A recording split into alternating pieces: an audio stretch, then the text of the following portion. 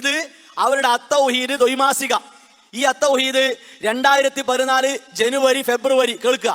ഇതിന്റെ 36-ാമത്തെ പേജിൽ ഇതാ ഷിർക്കുണ്ട്, ഷിർക്കിലേക്ക് എത്തിക്കുന്നതുണ്ട്, എന്നാൽ നിരുപാധികം ഷിർക്ക് എന്ന് പറയാൻ പറ്റില്ല.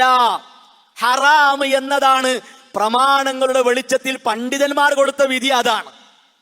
പാണ്ഡിത്യം ഇല്ലാത്തവർക്ക് എന്തും കൊടുക്കാലോ, വിവേകമില്ലാത്തവർക്ക് എന്തും പറയാലോ. ആ നിലക്ക് അത്തൗഹീദിൽ ഒരു ലേഖനം എന്താണ് കേട്ടോളി. ഇതാ, ജിന്നുകളോട് സഹായം തേടൽ ഷിർക്കല്ല, വസീലത്തു ഷിർക്കും ഹറാമുമാണ്.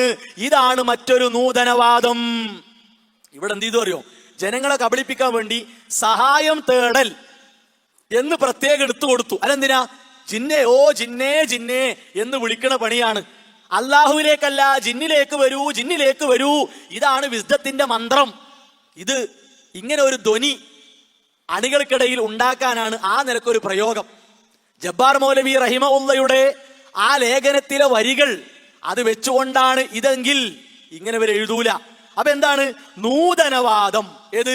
ഷിർക്കല്ല, വസീലത്തു ഷിർക്ക് എന്നത് നൂതനവാദം. 2014 അത്തൗഹീദ്. ഇതേതാ അറിയോ? ഇത് അൽമനാർ. 2013 അൽമനാർ. അപ്പോ 2011 ബുദ്ധിമുട്ടിയാലും വേണ്ടിയില്ല നമുക്കത് ഷിർക്കാന്ന് പറയാ. ആ കോക്കസ് മീറ്റിംഗിൽ നിന്ന് കിട്ടിയ ഫലം എന്താ അറിയോ? 2013 ജൂലൈ അൽമനാർ.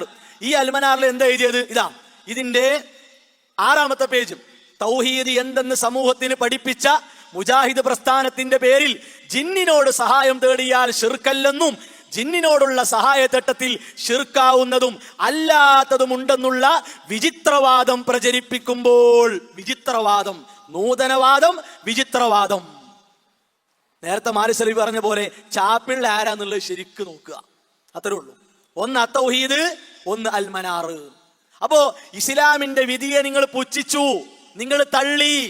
തൗഹീദും ഷിർക്കും വേർതിരിക്കപ്പെടുന്നിടത്ത് പഠിപ്പിക്കപ്പെട്ട ഒരു കാര്യമാണ്. അതിനെയാണ് നിങ്ങൾ മുഖവിലക്കെടുക്കാതെ, പരിഗണിക്കാതെ ഷിർക്കാന്ന് പറഞ്ഞൂടെ? എന്താ പ്രശ്നം? അങ്ങനെ കൂടി ആലോചിക്കാനാണെങ്കിൽ പലിശ ഷിർക്കാന്ന് പറയാ, എന്നാ പിന്നെ പലിശക്കാര് കുറെ ഒഴിവാകുമല്ലോ. വ്യഭിചാരം ഷിർക്കാന്ന് പറയാ, എന്നാ വ്യഭിചാരം ഒഴിവാകുമല്ലോ. കൂട്ടരെ, നമുക്ക് അങ്ങനെ പറയാൻ പറ്റുമോ? കൃത്യമായ തെളിവില്ലാതെ പറയാൻ പറ്റുമോ? ഖുർആനും സുന്നത്തും അത് വെച്ചുകൊണ്ട് പണ്ഡിതന്മാർ ഏകോപിച്ചതും അതല്ലേ നമ്മൾക്ക് പ്രമാണമായിട്ട് പറയുള്ളത്. ഷെയ്ഖുൽ ഇസ്ലാം ഇബ്നു തൈമിയ്യ റഹിമഹുല്ലാഹ് പറഞ്ഞു, ലാ യൂജദു ഖത്തുൻ മസ്അല, ഒരു മസ്അലയും ആ മസ്അലയിൽ ഇജ്മാ ഉണ്ടായിക്കൊണ്ടല്ലാതെ കാണുകയില്ല. ഇല്ലാ വഫീഹാ ബയാനുൻ മിനർ റസൂൽ, നബി സല്ലല്ലാഹു അലൈഹി വസല്ലമയുടെ ഒരു വിശദീകരണം ഉണ്ടാകും. വലാകിൻ ഖദ് യഖ്ഫാ ദാലിക അലാ ബഅദിൻ നാസ്, എന്നാൽ ചിലപ്പോൾ ചില ആൾക്കാർക്ക് തിരിയില്ല.